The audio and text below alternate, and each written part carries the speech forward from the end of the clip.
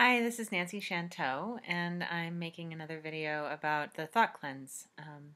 This one is about the parent-adult-child model, originally developed by Eric Berne, who founded transactional analysis, and then taken by the Radical Therapy Collective and modified.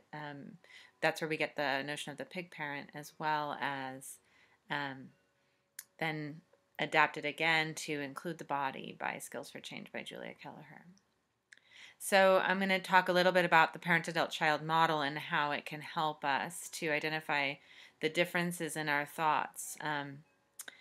Really, this is just theoretical background to help you work with your thoughts to understand why they are the way they are, and when it's a good choice to deal with the content and when it's not. So I'll put some sort of link to some drawings that will be helpful in the notes. So if you're interested in seeing some visual, detailed explanations of what I'm going to be talking about, you can see that visually. So what Berne noticed when he was working with clients was that it seemed like there were different voices. Different people would be talking as he was listening to his clients. And sometimes he felt like he was listening to a child voice. Sometimes he thought he was listening to some sort of inner judge or inner dominant authority figure. And sometimes he thought he was listening to a wise adult consciousness, some sort of complex self that was able to see contradiction and be compassionate.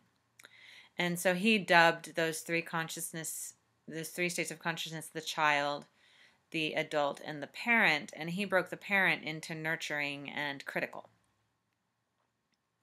Whereas he noticed that the critical parent was a vastly larger percentage of the thinking patterns that he was seeing, that the nurturing parent voice was not a very strong voice. And what we know is that the reason that was true is because the safety system inside of us isn't scanning for nurture, it's scanning for danger. And so when it notices anything that would be potentially dangerous, it's much more alarmed by that. It's much more alert to that. And so those internal critical voices are going to be danger focused. They're focused on safety. They're focused on trying to keep us aligned towards a life that works rather than a life that produces more danger. So when we're looking at the voices, the thoughts that are coming out, most of the heavy thoughts that we're going to be stopping are going to be in the parent category, according to Berne. We're stopping the voices that are designed to try and keep us safe, that are loading shame onto our experience.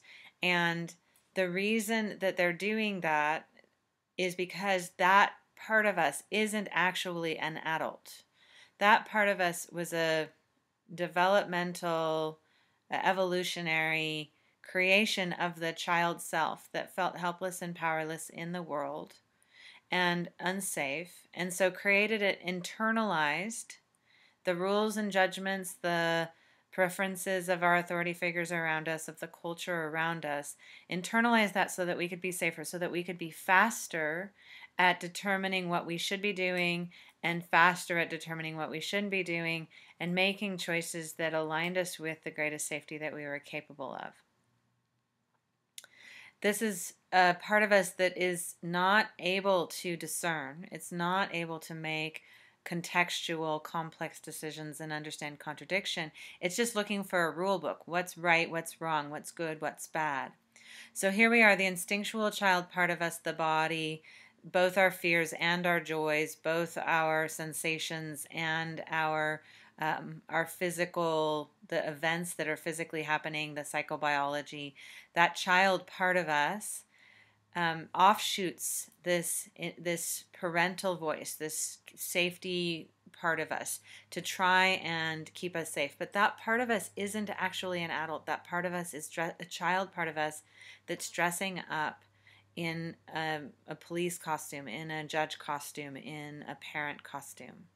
It's imagine a little kid, 5 years old or 10 years old, getting a costume, getting adult clothes and putting them on and acting like it's the judge or the jury or the police in order to try and keep the internal child part of us safe.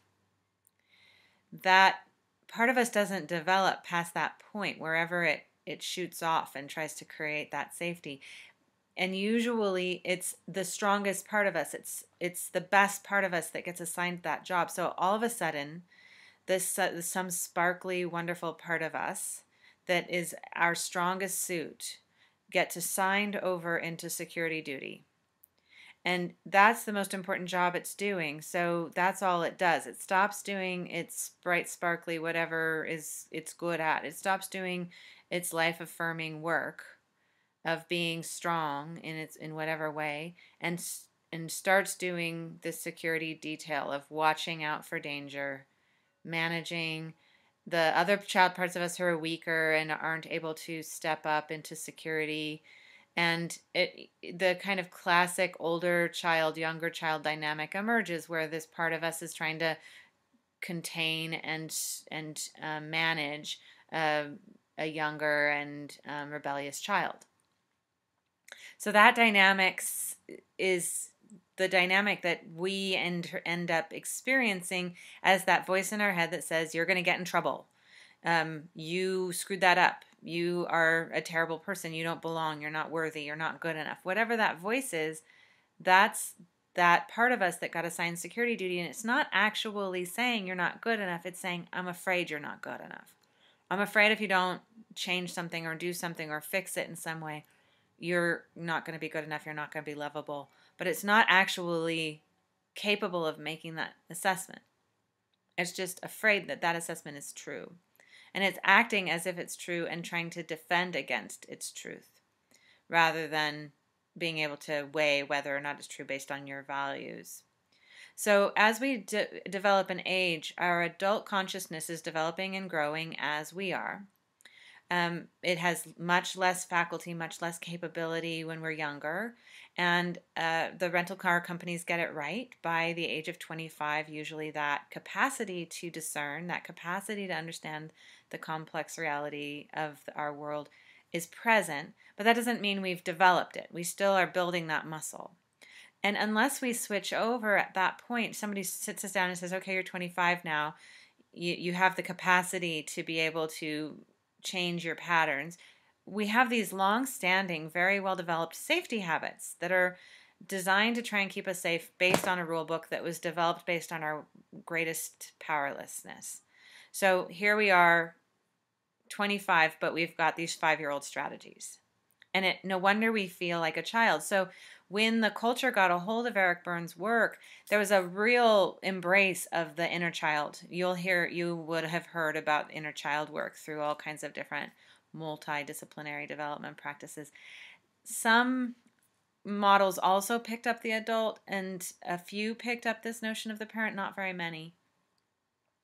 But the rest of the model is missing. And so we end up getting a child-centric orientation where we are trying to stop the judgmental voices, and so we just turn to the child as if the child has the answers. Well, the child didn't have the answers in the first place, and it's scary to ask the child to have the answers. It's scary to that part of us who didn't take responsibility in the first place, now is expected to try and take over when it already did this offshoot, and now we're trying to bypass that, but we're returning responsibility to the child, and we really don't want to do that. We want to actually return the responsibility instead, switch it over from the parent consciousness, from the child consciousness, and to our adult consciousness, our wise, capable of compassion, capable of discernment, capable of complex, contradictory understanding, able to tolerate paradox, this part of us that can see the big picture. And so we're switching from this dualistic, right and wrong, good and bad thinking that is part of the parent, that model of having a quick rule book. We're switching over from that to this more complex ability to analyze. And turning over the decision making, and I like to call that adult guided and child centric. We're trying to create an adult-guided, child-centric life. So we're not getting rid of our passion. We're not getting rid of our fear. We're looking at it, listening to it, cultivating a life that gives us a sense of richness, contentment, satisfaction, joy, while managing fears and anxieties and other things that are also happening in the body. And doing it from that wise, compassionate place. Because if we just did adult-centric living, we might end up a little bit more like robots. We're, so discerning that we don't end up listening to our passions or our preferences or our fears. So we really want to blend the adult, have the adult manage to serve and cherish and nurture the child. That wise adult consciousness really take that job on. So every time we're stopping our thoughts, one of the things that we're doing is we're working on embodying our adult consciousness. We're working on finding a place where we occupy that adult self-observing state. And we'd like to locate that in the body as well as locating that in our consciousness. We don't want it to just be a mental activity of locating ourselves in our adult. We want to actually notice, where is it that I feel spacious? Where is it that I'm watching myself from? And can I use sensation and self-awareness and attention to occupy that place, as well as a mental process? Because sometimes those mental processes can get very confusing and intertwined.